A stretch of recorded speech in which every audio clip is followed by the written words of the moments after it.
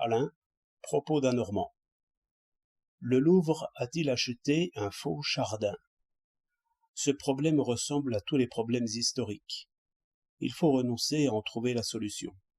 À vrai dire, elle n'intéresse que l'amateur qui mettrait en vente le prétendu tableau original, dont le tableau acquis par le Louvre ne serait qu'une copie. Au point de vue de la pure esthétique, la chose n'a aucune importance. Que représente pour un citoyen un tableau de plus dans un musée national?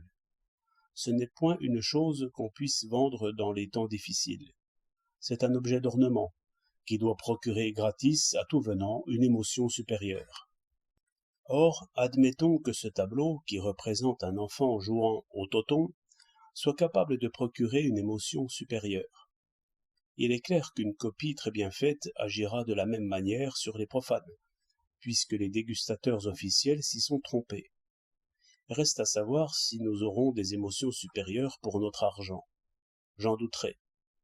Quand un homme qui n'est ni collectionneur ni spéculateur achète un tableau, c'est presque toujours parce que la chose qui y est représentée l'intéresse.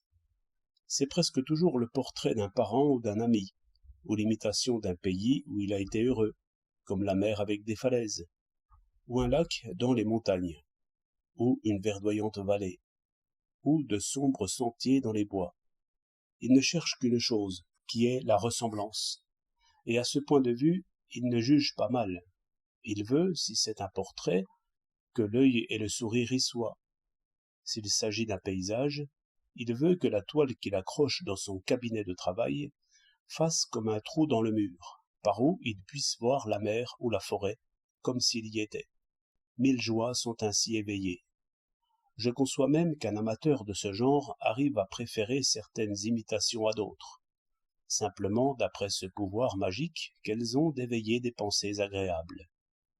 Car c'est une chose à remarquer que nous ne conduisons point du tout nos pensées, puisque, pour vouloir penser à une chose, il faut déjà y penser. Il nous faut donc autour de nous des objets qui évoquent nos pensées préférées. Ainsi, il est probable que cet enfant, qui joue au toton, ait l'image d'un enfant chéri, et une image qui sans doute évoquait autrefois pour quelqu'un des souvenirs vifs et agréables. Mais maintenant, quelles idées peut-il éveiller? L'idée d'un livre, ou d'une conversation, ou d'une controverse entre experts et conservateurs de musées, ou d'un discours bien fait sur l'esthétique. Maigre plaisir.